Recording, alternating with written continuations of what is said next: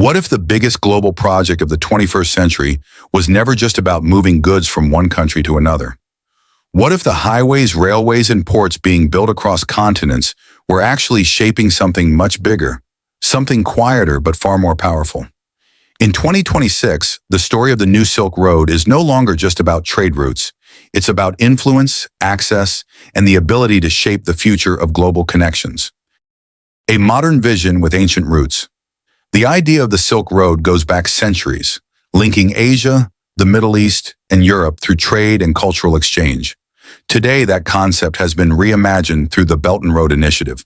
Launched by Xi Jinping, this initiative aims to connect dozens of countries through roads and railways, ports and shipping lanes, energy pipelines, digital infrastructure. On the surface, it looks like a massive trade network, but as the project expands, its deeper impact becomes clearer. Beyond trade, building connections. That last trade is only one part of the equation. When a country builds infrastructure in another region, it creates long-term connections. Goods move faster, markets become more accessible, economies grow more interdependent. But along with these benefits comes something else: influence over how those systems operate. Infrastructure is not temporary. It shapes how countries interact for decades. Control of critical pathways. In global economics, routes matter as much as resources. Ports, rail corridors, and logistics hubs determine how quickly goods travel, which countries benefit from trade flows, who controls key transit points. Through investments in strategic locations, from Central Asia to the Middle East and Africa, the New Silk Road is gradually linking major regions into a single network. This creates efficiency, but also centralization of access. The power of being essential. When countries become part of a shared infrastructure network, they gain opportunities but also develop dependencies. For example, a port upgrade improves trade capacity, a railway reduces transport costs, an energy project ensures stable supply. Over time, these systems become essential to national economies, and when infrastructure becomes essential, the relationships behind it become important too. Economic growth meets strategic planning. Many countries participating in the New Silk Road are focused on rapid development. They need financing for large projects, technical expertise, long-term investment partners.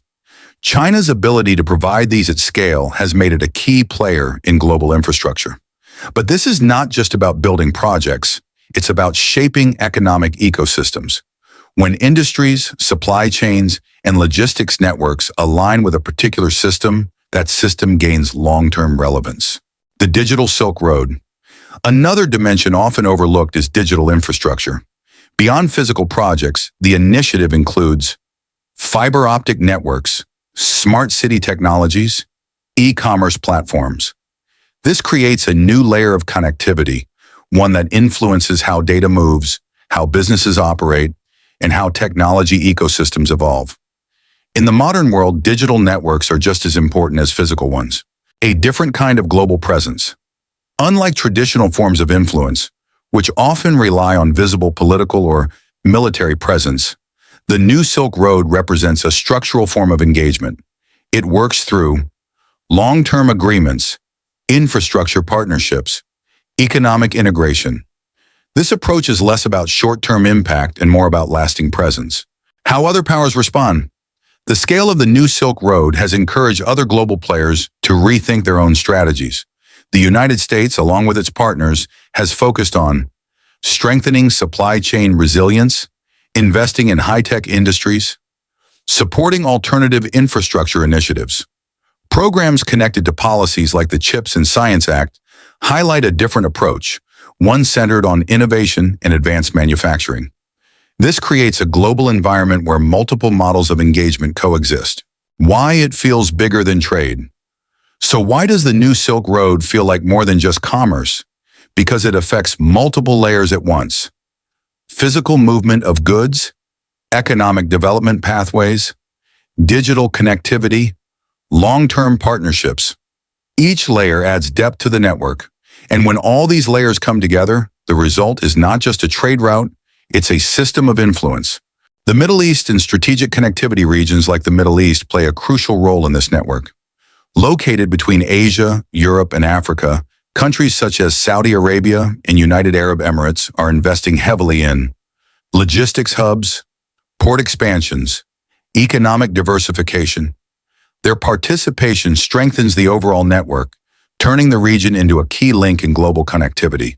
Opportunities and responsibilities for participating countries. The new Silk Road offers clear advantages: improved infrastructure, increased trade opportunities, access to global markets. At the same time, it requires careful planning, managing long-term commitments, ensuring balanced partnerships, aligning projects with national priorities. This balance determines how each country benefits from the system. A network that shapes decisions. As infrastructure networks expand, they begin to influence decisions in subtle ways. Countries may adjust trade policies to match new routes, develop industries aligned with logistics networks, strengthen ties with key partners. These shifts are gradual, but they add up over time. The 2026 perspective. By 2026, the new Silk Road is no longer an idea. It's a working system. Projects are operational, routes are active, partnerships are established. This makes its impact more visible. Faster trade across regions, growing interdependence between economies, increased coordination in infrastructure planning.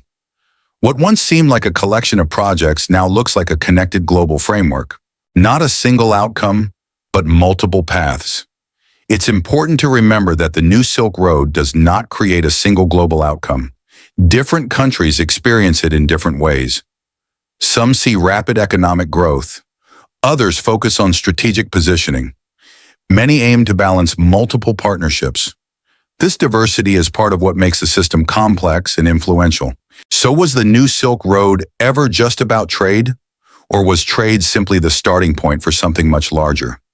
In a world where connections define power, building the routes that connect nations means shaping how those nations interact, grow, and plan for the future. Because in the end, influence isn't only about what you control. It's about the systems you build and how many countries rely on them.